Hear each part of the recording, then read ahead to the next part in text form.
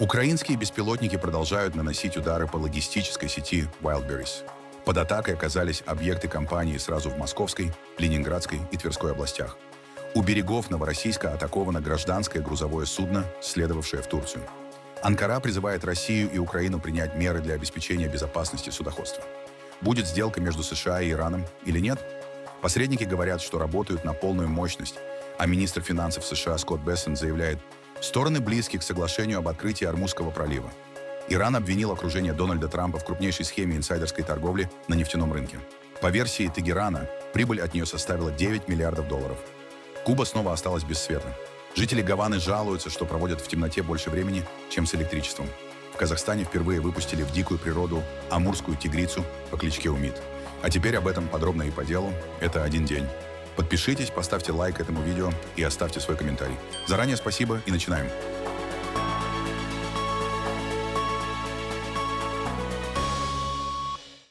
Украинские беспилотники продолжают наносить удары по логистической сети Wildberries. Сегодня под атакой оказались объекты компании сразу в Московской, Ленинградской и Тверской областях. В подмосковном Чехове, по данным губернатора Андрея Воробьева, погибли 5 человек, еще несколько получили ранения. Российские и украинские мониторинговые ресурсы сообщают, что одной из целей стал логистический центр Wildberries. В Ленинградской области после удара загорелся крупнейший склад маркетплейса в регионе. В Красном Бару площадью 154 тысячи квадратных метров. Еще один склад получил повреждения в Тверской области. Также впервые под удар попала и продовольственная логистика. В Ленинградской области после атаки беспилотников загорелся распределительный центр сети гипермаркетов «Лента». Компания сообщила о временной приостановке приемки товаров. Российские ритейлеры, по данным СМИ, уже перестраивают логистику, увеличивая число небольших распределительных центров и сокращая зависимость от крупных хабов, которые становятся потенциальными целями. Серия атак на логистическую инфраструктуру Wildberries продолжается с середины июля. Под удары уже попали не менее 20 складских комплексов компании в разных регионах России. Крупнейшей потерей стал полностью уничтоженный распределительный центр в Электростале площадью 250 тысяч квадратных метров. По оценкам аналитиков Data Insight повреждены от 17 до 22% всей складской инфраструктуры маркетплейса. Предварительная стоимость восстановления объектов оценивается от 62 до 80 миллиардов рублей. А потери продавцов, чьи товары находились на складах, могут достигать от 215 до 280 миллиардов рублей. На этом фоне сегодня министр торговли и интеграции Казахстана Арман Шакалиев сообщил, что Wildberries продолжает строительство 2 крупных логистических комплексов в Алматы и Астане общей площадью около 260 тысяч квадратных метров. По его словам, эти проекты были запущены задолго до последних атак и являются частью долгосрочной стратегии развития компании в Казахстане. Ввести оба объекта в эксплуатацию планируют в первом квартале 2027 года. У берегов Новороссийска атаковано гражданское грузовое судно, следовавшее в Турцию. По данным морских властей Турции, беспилотник поразил роллкер «Надежда» примерно в 37 километрах от российского порта. На борту вспыхнул пожар, все 22 члена экипажа были эвакуированы, 3 моряков получили тяжелые ранения.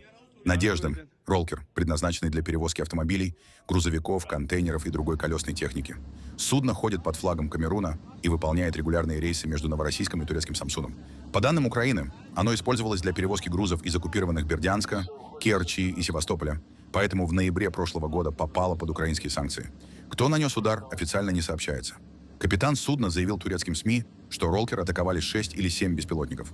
По данным турецкого морского ведомства, повреждены носовая часть и жилые помещения, а пожар удалось локализовать только после эвакуации экипажа. Министерство иностранных дел Турции выразило серьезную обеспокоенность атакой и призвало Россию и Украину принять меры для обеспечения безопасности гражданского судоходства в Черном море. В ведомстве подчеркнули, что внимательно следят за состоянием турецких моряков и считают недопустимыми новые нападения на гражданские суда.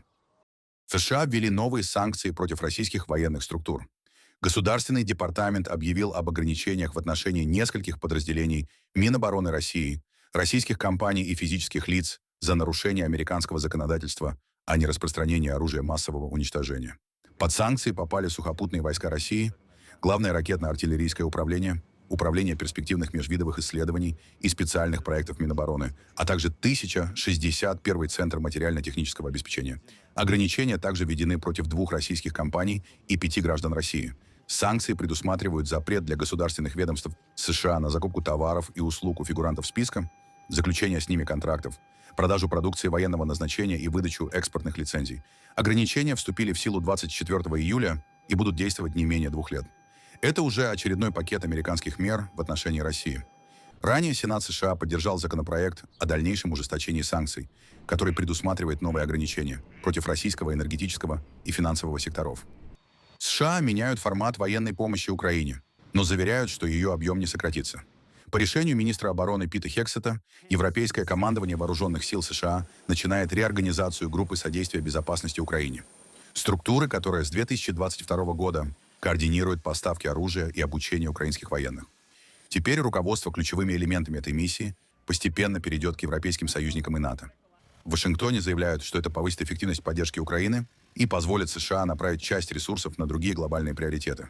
В европейском командовании подчеркнули, что речь не идет о сокращении помощи. Координация поставок вооружений и подготовки украинских военных продолжится через Европейское командование США и миссию НАТО НСАТУ. Группа содействия безопасности Украине была создана в ноябре 2022 года. За 3,5 года она распределила более $2 миллиардов военной помощи и координировала поддержку союзников Украины. Украина вместе с европейскими партнерами разрабатывает новую систему противоракетной обороны для перехвата баллистических ракет. Компания Firepoint уже начала интеграцию технологий 13 европейских оборонных компаний в рамках проекта Freya. Проект должен снизить зависимость Украины от американских комплексов Patriot, запасы ракет к которым остаются ограниченными. В проекте участвуют правительства 10 европейских стран и ведущие оборонные компании Европы. Украина разрабатывает ракету-перехватчик на базе собственной FP-7, а партнеры поставляют системы наведения, радары и другие ключевые компоненты. Firepoint рассчитывает, что стоимость одной ракеты-перехватчика составит менее €1 миллиона, примерно в 4-6 раз дешевле ракет Patriot. Компания также продолжает испытания ударной версии FP-7 и крылатой ракеты FP-5 «Фламинго», которая, по данным разработчиков, уже применялась для ударов по российским военным объектам. Самая сложная задача заключается в том, что мы пытаемся выполнить программу, на реализацию которой обычно уходит от 20 до 30 лет, всего за несколько лет. Но с другой стороны, у нас есть очень сильная команда, огромное желание бороться и работать, а также готовность заново переосмыслить, как вообще должен функционировать этот рынок и эта система. Конечно, мы не волшебники и не можем отменить законы физики, но мы вложим все наши знания и весь опыт ускоренной разработки, чтобы уже в следующем году провести первый успешный перехват. Для меня минимально успешным результатом будет уже сам факт перехвата. Мы рассчитываем, что пусковая установка будет нести от 4 до 6 ракет. Если хотя бы одна из них в одном залпе сможет перехватить баллистическую ракету, это уже станет отличным результатом для первого этапа. А затем мы будем работать над повышением эффективности и улучшением статистики успешных перехватов. Сейчас нам также предстоит принять решение, продолжать ли накапливать запасы ударных ракет FP-7 дальностью до 300 километров или использовать эту платформу как основу для будущего перехватчика. Думаю, мы будем обсуждать это с конечными пользователями, чтобы определить их приоритеты. Сейчас мы собираем первые 10 образцов нашего собственного двигателя и переходим к предсерийному производству, как я уже говорила. Как только результаты испытаний этих двигателей нас устроят, «Фламинго» станет значительно больше. Катар заявил, что переговоры между США и Ираном продолжаются, но соглашения пока нет.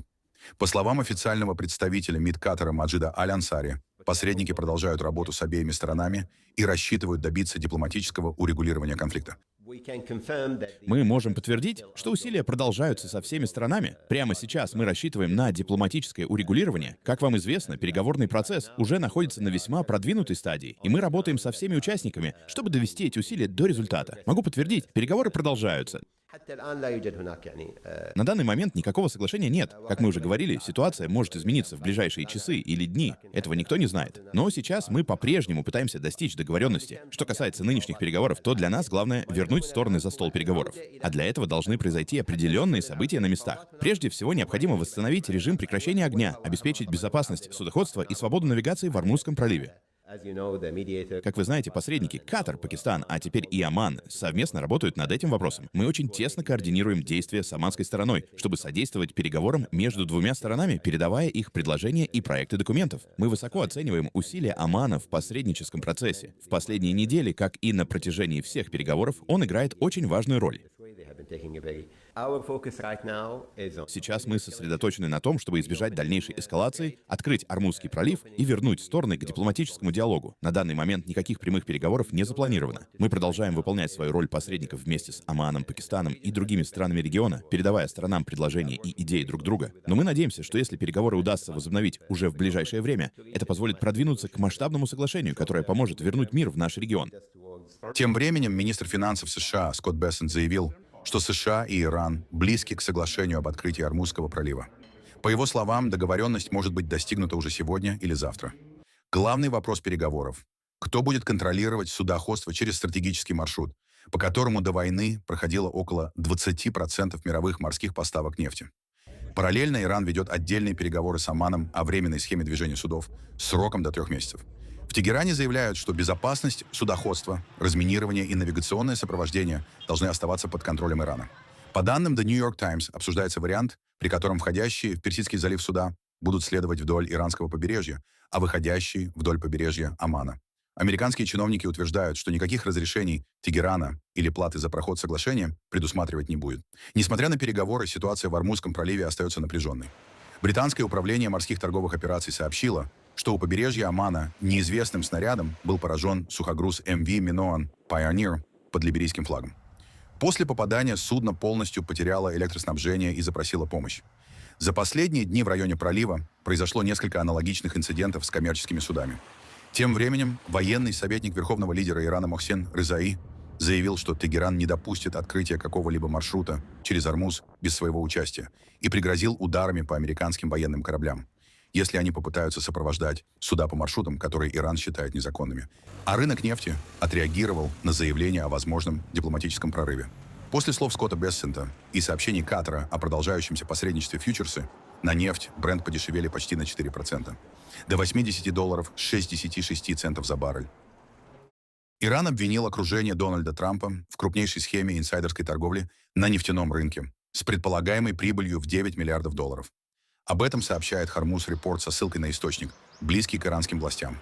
По версии Тегерана, люди из окружения американского президента могли заранее знать о готовящихся заявлениях Белого дома по Ирану и зарабатывать на резких колебаниях цен на нефть. Как утверждает иранская сторона, только с марта по май этого года были зафиксированы как минимум 5 крупных сделок с нефтяными фьючерсами.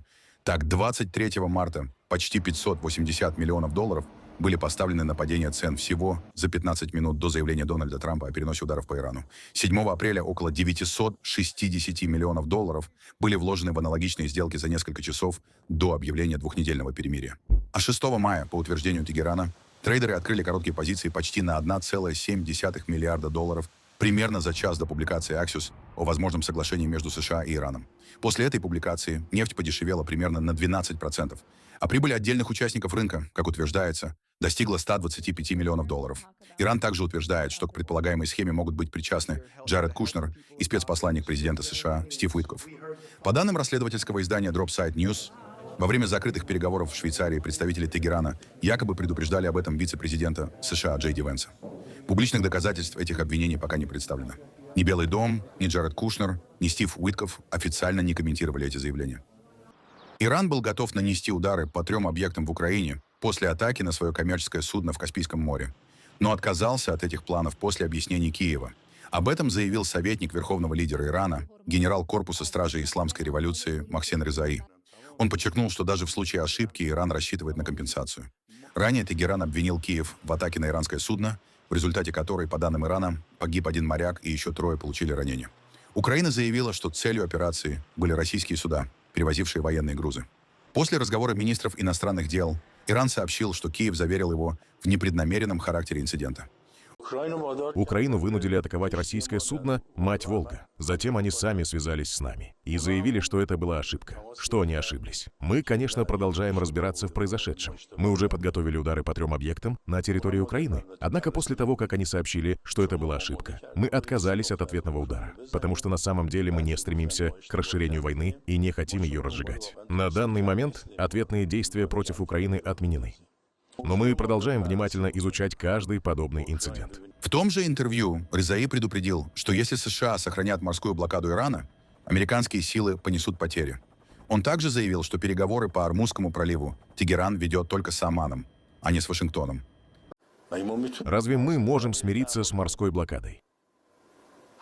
Конечно, для американских кораблей и военных баз США возникнут серьезные риски.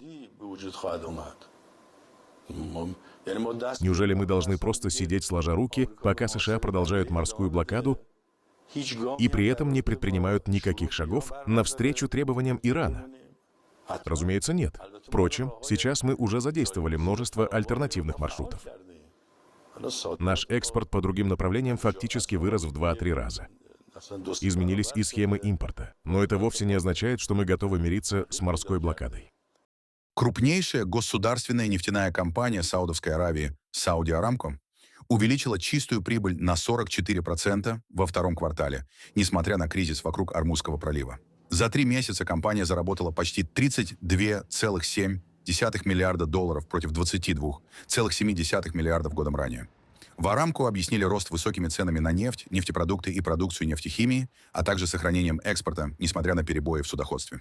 Из-за войны США и Израиля с Ираном компания переориентировала часть поставок с Ормузского пролива на нефтепровод «Восток-Запад» и терминалы на побережье Красного моря.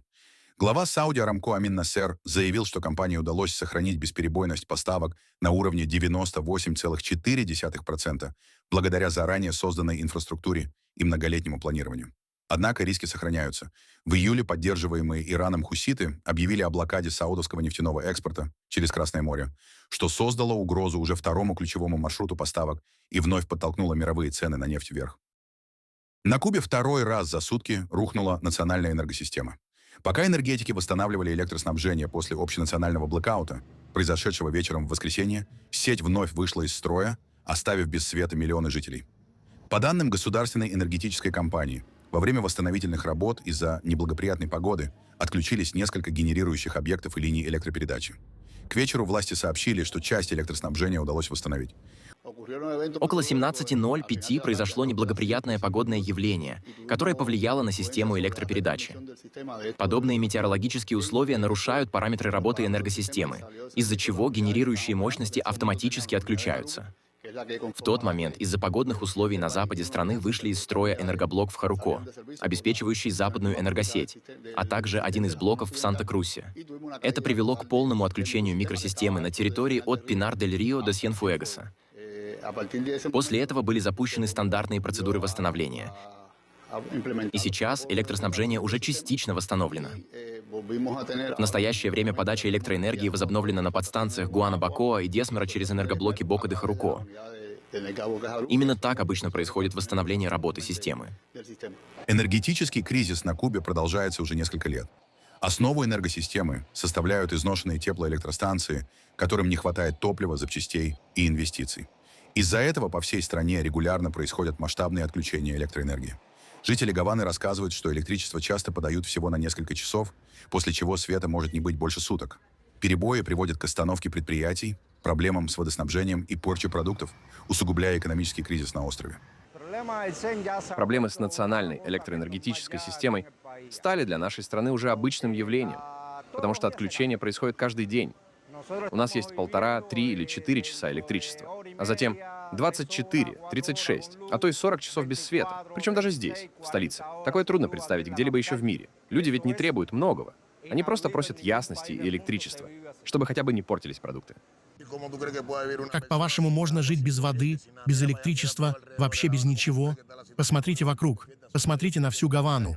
Радуются только те, у кого сегодня день рождения, а все остальные уже просто устали от этого. Представьте, вы приходите домой после работы и пытаетесь приготовить что-нибудь детям. Попробуйте сделать это без света. В итоге дети ложатся спать голодными и ждут до следующего дня.